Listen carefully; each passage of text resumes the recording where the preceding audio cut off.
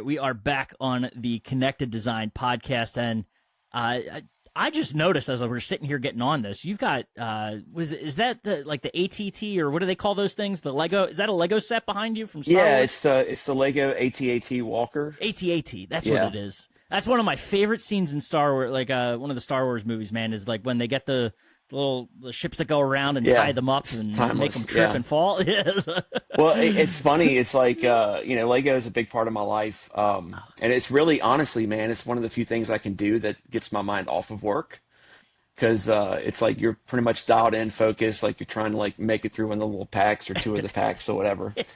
That's all. I should have So, I have a Love Park, the Love sign. I'm in Philly, so like the Love okay, sign yeah, behind yeah, me. yeah, I yeah. did one of those recently. It's Yeah. one of the, like you do it as a kid, and it just sort of sticks with you. Now my kids are doing it, and I get to do it with them, and it's a fun time, man. Yeah, man. No, it's great. And like I said, it's I'm pretty much a big man child anyway, to be honest with you. Like, Aren't we all? I'm into sneakers, Lego, video games, Heck yeah. No, I love that. Well, so Mr. Jeremy Rasti, I appreciate you jumping into the Connected Design podcast, the owner of Crescendo Automation, Audio, and Video down there in Baton Rouge, Louisiana. So, yeah. how are things, man? Things are good, man. Yeah. On the business side, we've just had steady growth pretty much since day one, which was in June of 2013. And over these years, I've been fortunate enough to amass a really good team. Everyone brings something different to the table. Very well rounded. Everyone's got skin in the game. They're all dialed in. Yeah. And that's, I mean, really, that's the key to our success, is just having good people and retaining good people. Yeah. Well, one of the things I like to ask up front is, you mentioned 2013 was kind of when you guys launched. What was, career path up until that? Like, why get into this crazy world of custom integration? Like, what drew you to it? Yeah, well, man, like the story really starts when I was a kid. Like my dad was really big into music and audio. Like I think in like 85, I'm 46. I was born in 80. I think 85, 86. He bought like one of the first like consumer grade projection TVs. Like it was like a 40-inch NEC rear projection, and it was like one of the craziest things I've ever seen. Right? It was probably like like a small thing. yeah, it was probably like now it's like you throw an 80-inch TV in your car at Walmart and you're going home. But like at the time, man, it was just impressive, and I'm sure it was insanely expensive back in the day. Piece of And then furniture. yeah, no, for sure. It's like you said, it's part of the Christmas decor. You set like your little mini tree on top of it with the, That's but awesome.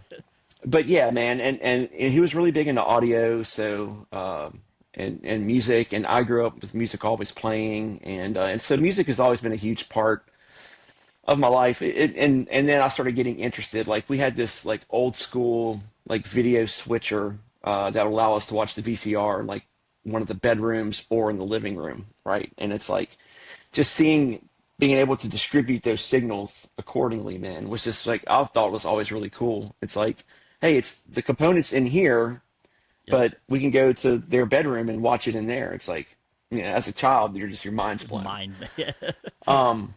So yeah, that always kind of stuck with me. Career path though, it's I graduated from LSU in 2004 with a degree in construction management. So took a job in my field for about 5 years. While I was in college though, I worked for a local electronics company called Kadare's. They had an interesting business model. It was like consumer electronics, and it was like they did like high-end cameras and filmography, videography stuff too. One of my college jobs was like I was doing TV deliveries for them, right? That's how it all kind of started, and that's probably how I blew my back out too, delivering those 36-inch Sony Trinitrons. Right. But man, and again, so it was just like, setting up speakers and receivers and TVs and stuff like that. And then graduated, took a job in my field for 5 years, and worked for an awesome company, Performance Contractors here in town. It was, like I still keep in touch with all the people. We do a lot of their houses and stuff. It's kind of funny how everything kind of comes full circle. But in 2010, Mr. Howard Kadare calls me back and said, hey, I want to get into custom integration. I want you to come in and kind of spearhead the department.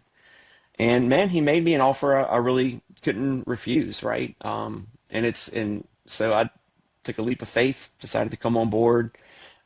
Great few years during that time. I brought on my vice president now, Patrick, to come, and I kind of taught him everything I knew. He was really green when he came in. He had like AC systems integration, like a history or whatever. So he kind of knew how to connect some dots, right? But and then in 2013, Mr. Howard decided, hey, I want to go ahead and retire. I'm probably going to be shutting the store down by the end of the year.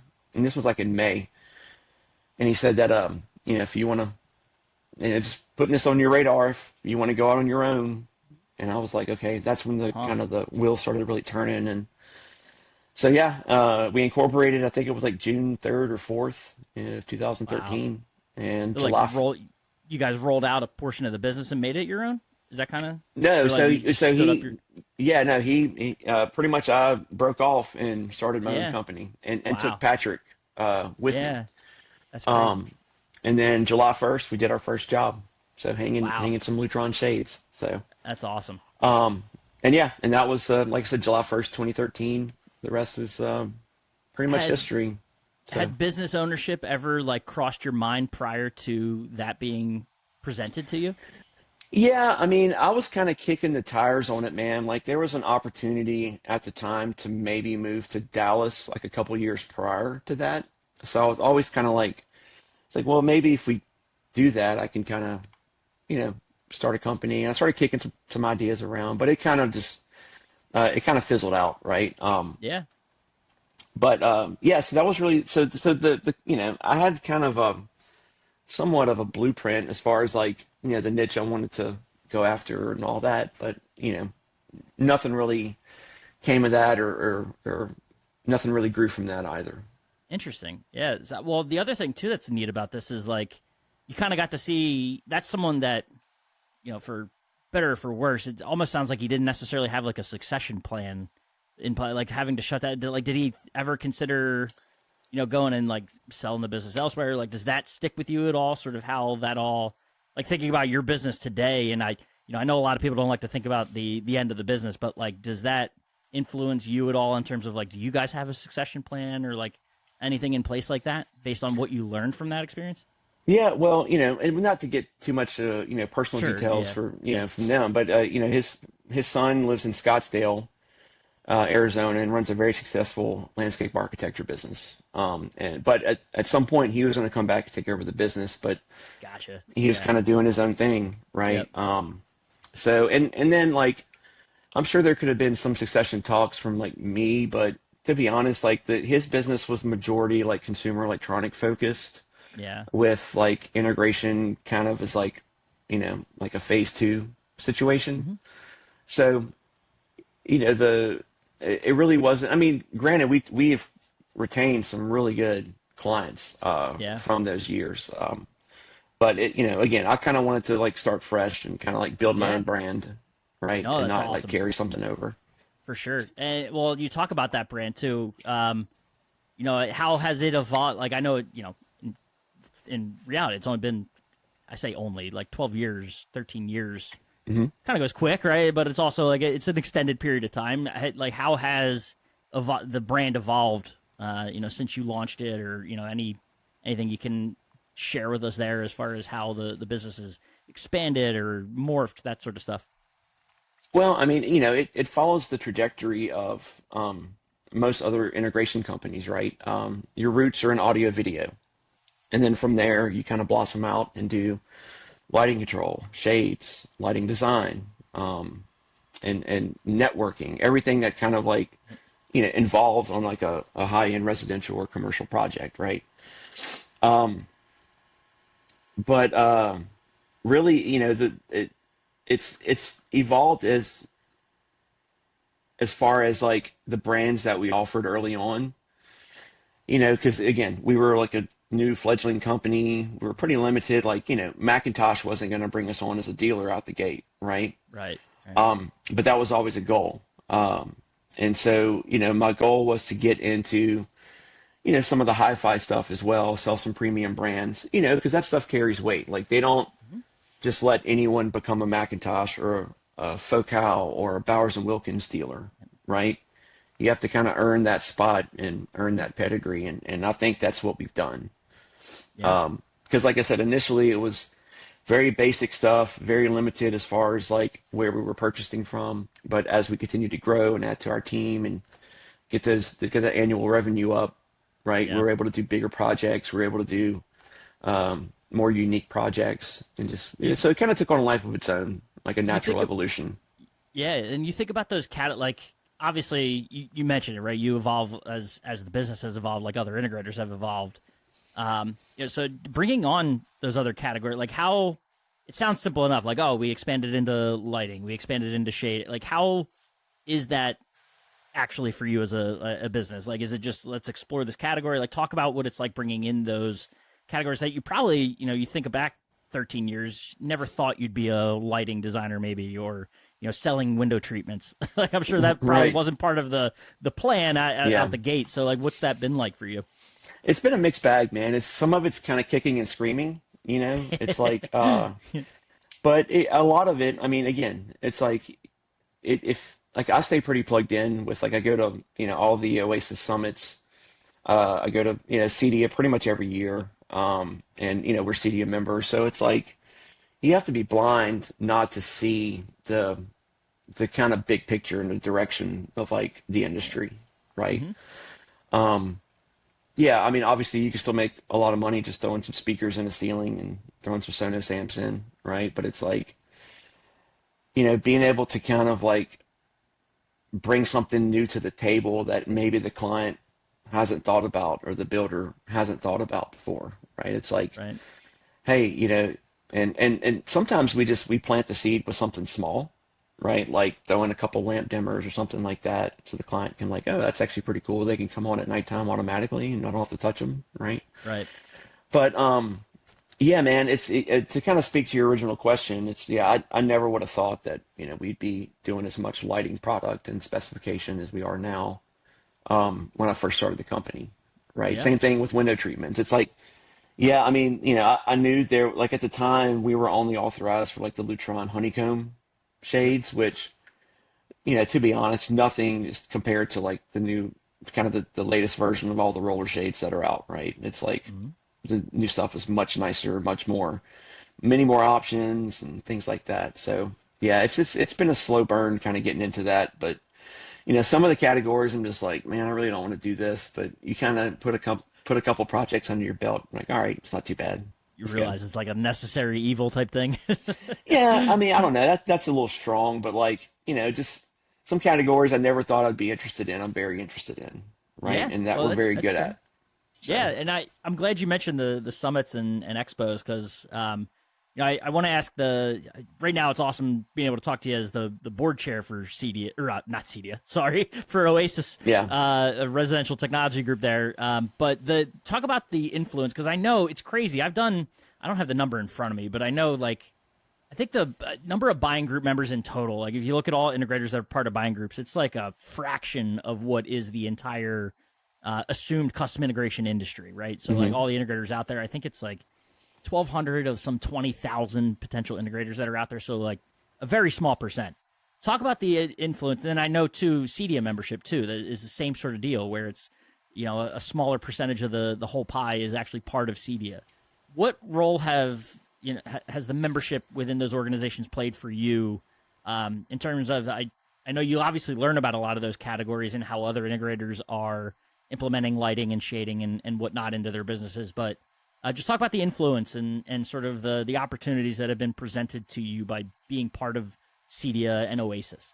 Yeah, well, I'll start with CEDIA first. Like we joined CEDIA pretty much out the gate, right? Because they begin, it's like, yeah, I know it's a paid membership and pretty much any integrator can join CEDIA, but we, early on, we, like Patrick and I, we did a lot of education with CEDIA. We got our, I think it was at the time, like, CEDIA certified EST or something like that, like Hmm. electronic system technician. We got that certification early on, right? It's just something to throw in your proposal saying, hey, we're Yeah. we're members of CEDIA, which means we're on top of our technology offerings, our installation practices, right? And then kind of going to the Oasis side, it's like, Oasis pays for your CDM membership and pretty much gives you an entire education pass for free, Hmm. or included in the membership dues, I guess you could Yeah. say, which is great because now I've enrolled a lot of my technicians into some training courses that they're able to do online on their time, or if we get some downtime, right? And again, it just kind of allows us to kind of sharpen our skills a little bit more and make sure that we're you know changing with the times and offering the latest and greatest and Yep. doing the best install practices. And so yeah, so CDM membership is very valuable in my opinion. On the Oasis side, man, godly, it's been great working with Hank. Like my story with them is I joined before Oasis was even a thing. I joined just a nationwide buying Yep. group. At the time, it was the best fit for us, and they really wanted us to join the group. I think this was like maybe 2016, I think, and we were like on the cusp of doing like 1 million a year. But they saw the growth potential there, right? So they were coming after us pretty hard, and so eventually I relented. But yeah, so then obviously being part of the nationwide group, you're like, okay, this is a little weird because it's mostly furniture, bedding, appliances, right? Very little consumer electronics, very little integration. But but I was working with Hank pretty much since day one, and it's like seeing his vision and kind of like the direction he wanted to push the group, and then obviously, we broke off into a subgroup, HTSN, Yep. and then that evolved into Oasis, Yep. right? Which is like a standalone integration buying group. One of the benefits I do talk about, especially with like potential members, is like having Nationwide as the parent buying group is, man, there's a lot of cool benefits there. Like, for example, we rolled out a healthcare plan, I think a couple years ago now, and I was able to use the Nationwide resources to, Hmm. I mean, man, we have a great plan at a great price. Like I talked to Yeah. other people and they're like, man, it's like, your plan's better, way better than ours, and we're paying twice as much. Like, what the hell, you know? Right. And then like, we don't do this a lot, but we use Synchrony for financing, so if mostly on the hi-fi side, if somebody wants to buy a new component, right? Right. It's cheaper for me to do 0% at 12 months than it is for me to take a credit card, Right. because of the Right. negotiated rates with Nationwide, right? Yeah. So there's a lot of benefit there of having like a bigger group kind of being on the background. And then obviously Nationwide subdivided into regions like, Yep. we're a part of Nationwide Southwest, right? Yep. So yeah, I mean, but again, kind of reverting back to Oasis, it's yeah, we have our summit every year, and man, it's like it's great because you kind of over the years you build relationships with people, you get to know other integrators, and everyone has their own way of doing things. Everyone has found something that works for them, and like what works for me may not work for my friend Nathan in San Antonio, right? Right. And so it's great to be able to like talk ideas and processes and Yep. just kind of network with your peers, man. That is in my opinion, the one of the biggest benefits of Oasis, Well, and obviously the rebates are pretty awesome too. yeah, yeah, right, With and the I'm glad you brought that up because it's like that could it done group to group, right? Like that, just to being able to rub shoulders and kind of, these are all people that are like minded, as part of a group, like any association or local group even that you might be a part of. It's like you get in the room and you're able to just sort of hash ideas out or just present a problem that you're facing, and it's like just to be able to talk about that. I'm sure you get a lot of whether it's suggestions or like finding someone that went through the exact same thing that yeah whether you were expecting it or not, just to be able to talk those kinds of things through, I'm sure has its own benefits. That it's like not can't really put an ROI on it per se, but it's just one of those things that you wouldn't otherwise realize. yeah, and one thing Hank does a very good job of is like putting together really good roundtables. I think one of the round tables we had at the last summit, it was like some integrators, and it was like Angie Larson from Savant, right? Yeah. So it's like, Yep. you know, being able to kind of hear her perspective on problems that we're dealing with and vice versa, right? Like give Yeah. her feedback on how we solve certain problems. I It's kind of pretty want to flip impressive. the flip it a little bit, because there's obviously the benefits to your business and like being able to network within this industry. I'm sure partnerships outside of the integration world matter too, like the home builders and architects that are out Hmm. there in your market and whatnot. Does having you think about the CEDIA membership and kind of the certifications and things like that are on that you're able to talk about, like does that have any weight when you go and talk to others in the field, or that when you're working on a project or searching for a partner or trying to get in on a project, like talk about the benefits there, within your local market of these memberships. Yeah, I mean, it's really hard to say that it's really beneficial. I mean, but one thing leads to another, right? Like if we're following installation best practices on all low voltage, right? And we're just leaving a trail of good work behind us, then people are going to notice, right? We have a few interior designers we work with. We have a few awesome custom home builders that we work with, right? And it's like how we got involved in pretty much all of them is that like the client will bring us in on a project, the the builder will see how we do things, and before you know it, we're their guys, right? Yeah, So, I wouldn't say it's like a direct correlation, but I think sure. indirectly by making sure we're trained up, we're doing the right stuff, we're out there killing it, that in It, itself speaks more volumes, in my opinion. I I think one of the interesting things too to dive into is like you're right, the work and sort of there's a lot of talk about the trust and open communication, things like that. As far as finding those partners, what's that like? Like, what are you guys doing to go out there and find the designers or the builders that are in there in your market? As you're looking to sort of expand your work. Yeah, I mean, to be honest, Rob, it's something we need to do a better job of, right? It's fair, yeah. Because like I said, I we don't kind think of, you're alone in that in feeling yeah, that way no, either, for right? sure, man. And Yeah, and at the beginning of the year, like we had two big goals for the company, right? Is training, making sure all of our guys are like Control 4 certified, making sure that basically everyone is completely self-sufficient. You can put them out in the field, they can do everything. They don't have to call someone else to figure stuff out, right? yep. So training was one. The next one is friends of the industry relationships, right? Builders, architects, interior Hmm. designers. And yeah, we're kicking around some ideas on the leadership side on the best way to do that. Ed Willis, who is he was once a competitor of mine. Been on my staff for I think about 6 years now. He owned a business, and man, he had some great ideas. So Hmm. I've kind of put him in charge of like figuring out the best way to do this, and to get ourselves in front of like a custom home builder that we've never worked with before. Yeah. That's not entirely reliant upon chance of us like a client bringing us in and us working with the builder just by that route. Right. Well, without Um, getting into like trade secrets, right? I don't want to put like CIA out on me for like a for your eyes only type deal.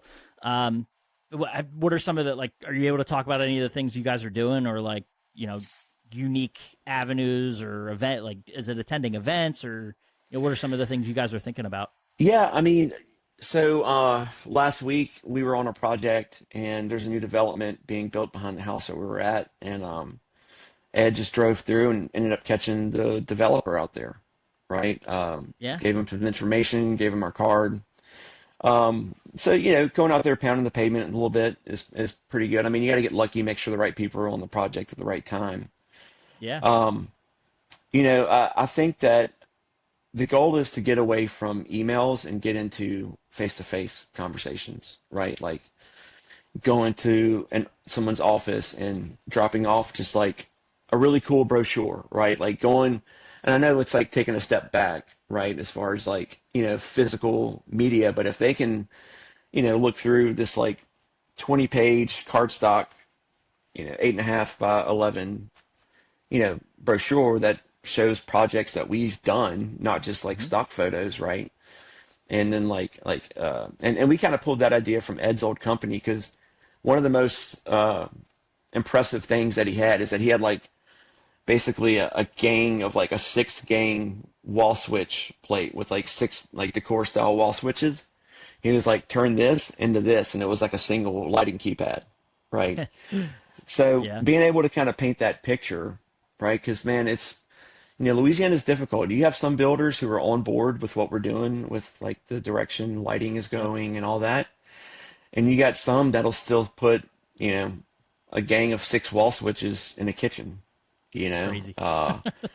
And man, it's like, and when I see that, I was like, man, we got to do a better job of like letting people know what we do, and letting people know what's out there, Yeah. and No, and that I love starts that. with like, you know, meeting in person with builders, with Hmm. interior decorators, right? Giving them a finder's fee or giving them skin in the game somehow, right?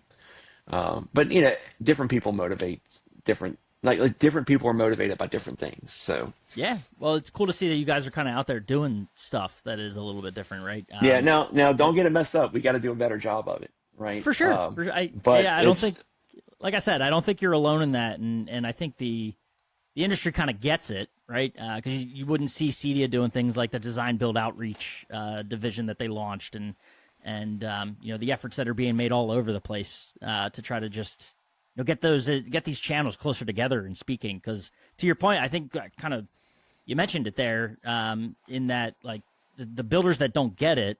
Maybe it's because they're not aware of it or they haven't been educated on it. But once you get in a room and talk to them and just educate them and bring them up to speed on some of the things that you're able to do and areas of the home from an AV perspective, because like when they think of this channel, it's probably the black boxes and the things like that they think about, right? But when you talk about the lighting and just impacting the experience and environment of the home today, it's very different, and that's when their ears start to perk up, and I'm sure they listen to you and start to get sort of the positive impact that you can have. yeah, and I think as far as the builders go, like the really good ones that we work with, they'll pretty much write into their contract like everything that we're doing that's attached to the house, right?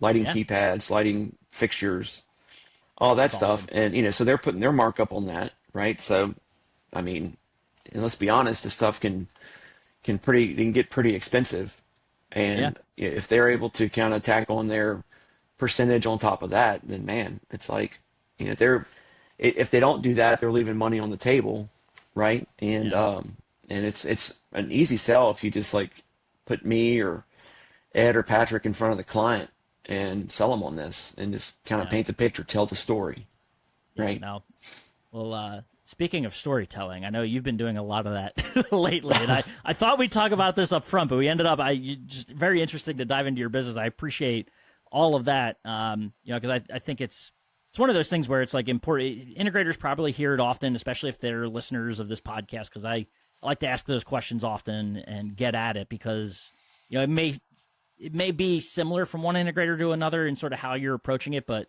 at the same time, it's that repetitive nature of hearing it and knowing that, like, back to the buying group idea, like, you're not in this alone, right? Yeah. So hearing it from another integrator, I hope it gets the point across that, like, there's others that are doing this or facing these similar challenges, but so thank you for that. But to pivot completely and talk about your story, because you've got anyone that you could Google Crescendo right now and it shows up in the news a little bit, but For the wrong you've got reasons. yeah, right. Well, wrong, but like also crazy, because I think there's we talked about it a little bit. There's a positive spin that I think this shows for you as a business owner that a lot of people can learn from and, sort of see how you've handled it. Right. So I'll let you talk about it. You guys caught something on your security cameras that ended up being its own sort of news story. So tell us a little bit about what went on, and I know you're well versed at telling the story by now. Yeah. So give us the cliff notes, if you will. So from a timeline perspective, it's the day after Memorial Day. This year, right? Yeah, this year. Yeah. I'm off that day because I'm driving back from Orange Beach, and because we went and saw Dave Matthews at the wharf, which was awesome. it was that day when this happened, right? So Casey, my office manager, he went and ran some errands. It was like late afternoon, and then he came back to the shop and saw just like all of our FedEx packages just like strewn across the side of the building. And so he was like, well, this isn't normal. And so Right. I didn't know what he was thinking. So pulled up the camera footage and he saw it and it just immediately pissed him off. And he was like, look, and he was telling me this went the next day. He's like, I didn't want to bother you with this, man, because it's like it's your day off and this, that, and the other. But it's like, you're about to get really pissed.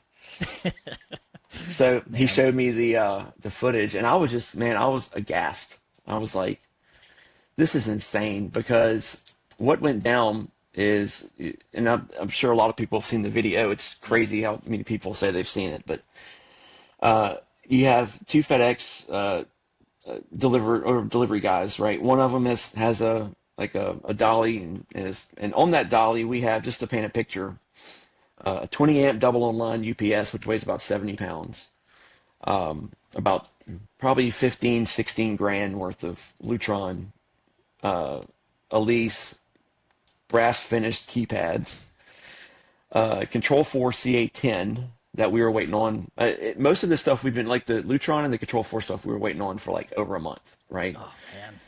And some network gear, some other stuff. And he takes Yep. the dolly and he just pushes it, and the stuff just goes flying, right? And the guy that's walking in behind him has the battery backup, the big UPS. So he sets it down gingerly, which I very much appreciated. And then the guy's checking the packages in, and then he checks that one in and picks it up and he throws it against our, we have a big bay door on the garage, Yeah. on our warehouse. And he just throws it against it, makes a big dent, scratch, all this stuff. So Man. I actually reached out to FedEx. Like, I find that social media channels can be very powerful when trying to reach Mm-hmm. big corporate companies, as opposed to like spending 30 minutes on a call tree trying to get through to somebody. Which is its own story. That's wild. A Yeah, little peer pressure, so right? I sent them the stuff. I sent them the videos. I gave them a chance to like offer a proper solution to this, and it Yeah. was crickets. Oh, we opened a ticket number, and then they closed the ticket. Like they didn't really reach out or anything. So I was like, okay. So that's when I uploaded it to like I think my personal. It wasn't even the company Facebook page. Right. I uploaded it to my personal Facebook page, and then it just blew up from there. Like I think between X, Threads, Yep. Instagram, I think we had like over 13, 14 million views between the different That's like the wild. different platforms. But long story short, not much really came out of it, if I'm being honest with you. Wow. The it took about 4 days for the local, or 3 days for the local FedEx office. Like the ground drivers are all subcontracted, so the guy who Yeah. has the contract came out, didn't really offer a real solution other than paying for the bay door, right? So I said, don't worry about doing that. I was like, get us our old driver back, because our previous driver, Jimmy, who Casey, my office manager, and I have a very good relationship with, like he's awesome. He's consistent. He's pretty much a friend. Like we took him to a Saints 49ers game last year because he's a big 49ers fan. I mean, we're that close with him. Yeah. Wow.